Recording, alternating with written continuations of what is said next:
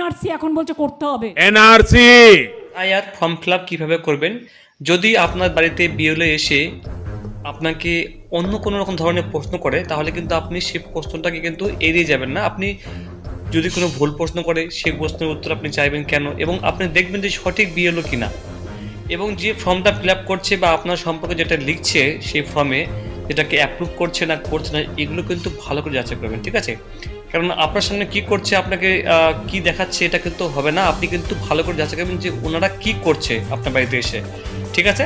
তো এবার দেখুন, বাড়ি বাড়ি যেটা হবে আগামী 4 নভেম্বর থেকে, মানে 4 নভেম্বর থেকে প্রতিটা বাড়িতে যাবে পশ্চিমবঙ্গের প্রতিটা বাড়িতে, 4 নভেম্বর থেকে 4 ডিসেম্বর পর্যন্ত, মানে 1 মাস প্রতিটি বাড়িতে বিএলও যাবে, গিয়ে আপনাকে একটা প্রি প্রিন্টেড ফর্ম দেবে। সেই ফর্মটা আপনাকে দেখাচ্ছি একটু পরে।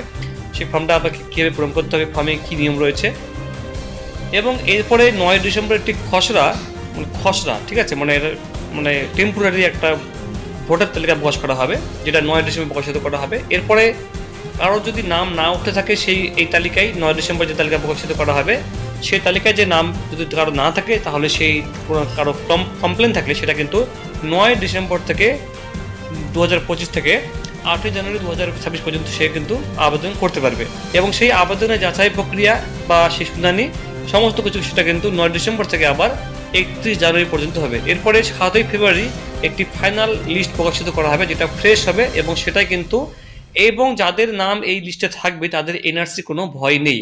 কিন্তু যাদের লিস্টে নাম থাকবে না বা এই 7 তারিখে এই ফেব্রুয়ারি মাসে নাম উঠবে না, তাদের কিন্তু ভয়ের কারণ রয়েছে, ঠিক আছে? তো এটা কিন্তু মাথায় রাখতে হবে, এই সিস্টেমটা মাথায় রাখতে হবে আপনাকে।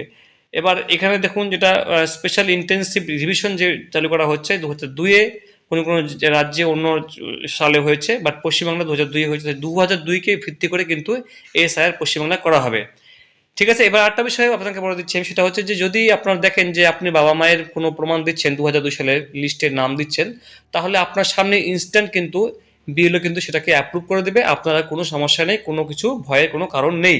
এবার ফর্মটা কীভাবে পূরণ করতে হবে, ফর্মটা কেমন, সেটা আপনাকে আমি বন্ধুরা দেখে দিচ্ছি। এবার দেখুন বন্ধুরা, আমি কোথায় এনামিনেশন ফর্ম মানে গণনা ফর্ম পেতে পারি। এনামিনেশন ফর্ম বা গণনা ফর্ম বুথ লেভেল অফিসারের কাছ থেকে পাবেন। প্রত্যেক ভোটারের নাম, ছবি, ভোটার তালিকায় থাকা ঠিকানা এবং অন্যান্য তথ্যাদি সমেত 2টি কপি এনামিনেশন ফর্ম বা গণনা ফর্ম বুথ লেভেল আধিকারী বাড়িতে গিয়ে সরবরাহ করে, মানে 2টি করে আপনাকে ফর্ম দেবে, যেখানে আপনার ভোটার নাম, ছবি, ভোটার তালিকায় সমস্ত কিছু তথ্য সেখানে থাকবে। অনলাইনে এখানে বলছে এই যে ইসিআই নেট অ্যাপ বা ভোটার যে অ্যাপ পোর্টাল রয়েছে, ব্যবহার করেও ফর্ম ডাউনলোড করে নিতে পারেন, ঠিক আছে? ইসিআই নেট অ্যাপ, এটা কিন্তু আপনি ডাউনলোড করতে পারবেন। এবার দেখুন, এখানে যে ফর্মটা রয়েছে বন্ধুরা, এই ফর্মটা আপনাকে দেখুন প্রি প্রিন্টেড ফর্ম, এটা একটা, এখানে ইলেকট্রিক অ্যাড্রেস থাকবে প্রি প্রিন্টেড। এখানে আপনার দেখুন এরকম আপনাকে যে ফর্মটা দেবে ওরা, সেই ফর্মে অলরেডি এখানে কিন্তু ইলেকট্রিক ভোটার কার্ডের নাম থাকবে, অ্যাড্রেস থাকবে, এটা কিন্তু অলরেডি কিন্তু তাদের ফর্মে কিন্তু প্রিন্টে থাকবে না। আপনার বাড়িতে যে ফর্মটা আপনাকে দেবে, সেখানে অলরেডি কিন্তু আপনার ওল্ড ফটো, হ্যাঁ, তারপরে কিউআর কোড থাকবে, এখানে আপনার বিধানসভার নাম, সিরিয়াল নাম্বার, পার্ট নাম্বার থাকবে এখানে। এরপরে একটা ঘর ফাঁকা থাকবে, সেই ঘরটা আপনাকে কিন্তু এই জায়গাটায় একটা বর্তমানে কারেন্ট ফটো আপনাকে লাগাতে হবে। এরপরে যেটা মূল কথা সেটা হচ্ছে, এখানে দেখুন এই ফর্মটা এগুলো বাকি থাকছে। এই বাকি ফর্ম কী করতে হবে আপনাকে, এখানে আপনাকে ডেট অফ বার্থটা বসাতে হবে সঠিকভাবে, এখানে আধার কার্ডটা আপনাকে নাম্বার বসাতে হবে অপশনাল। যদি কারো কাছে আধার কার্ড নাম্বার না থাকে বা আপনি দিতে না চান, না দিলে হবে, এটা কিন্তু অপশনাল। আপনার একটা মোবাইল নাম্বার দেবেন, এখানে আপনার বাবার নাম বসিয়ে দেবেন বা স্বামীর নাম বসিয়ে দেবেন স্ত্রী হলে। এখানে বাবার যদি ভোটার কার্ড নাম্বার থাকে আপনার, সেই ভোটার কার্ড নাম্বারটা যদি অ্যাভেলেবেল থাকে সেটা আপনি এখানে বসিয়ে দেবেন। মায়ের নামটা এখানে বসিয়ে দেবেন। এরপরে মায়ের ভোটার কার্ড নাম্বার, মায়ের যদি ভোটার কার্ড থাকে সেই মায়ের ভোটার কার্ড নাম্বারটা এখানে বসিয়ে দেবেন।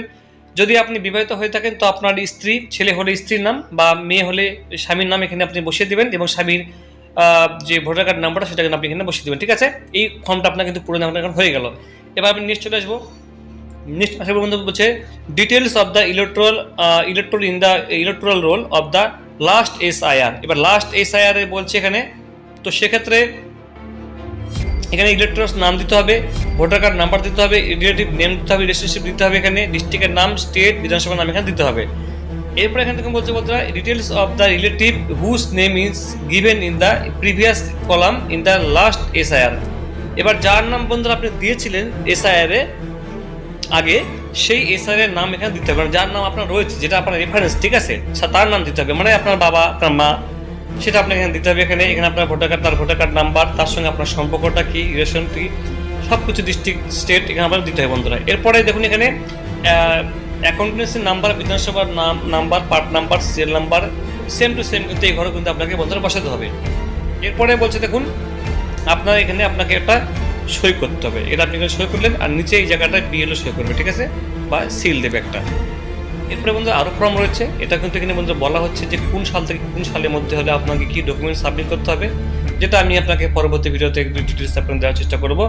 এখানে পুরোপুরি এখানে দেওয়া রয়েছে বন্ধু, এখানে দেখুন এখানে, এবং যে ডকুমেন্টস দেওয়া রয়েছে এখানে 13টি, সেই ডকুমেন্টসের নাম মধ্যে এখানে বন্ধু দেওয়া রয়েছে, এখানে দেখুন পুরোটা লিস্ট এখানে দেওয়া রয়েছে, 13টা এখানে দেওয়া রয়েছে এখানে, ঠিক আছে, পুরোটা লিস্ট এখানে দেখুন বন্ধু দেওয়া রয়েছে এখানে। এই 11টি বা 12টির মধ্যে কিন্তু আপনাকে একটি ডকুমেন্ট সাবমিট করতে হবে যদি আপনার বাবা মায়ের এসআইআর এর নাম না থাকে 2002 সালে, ঠিক আছে।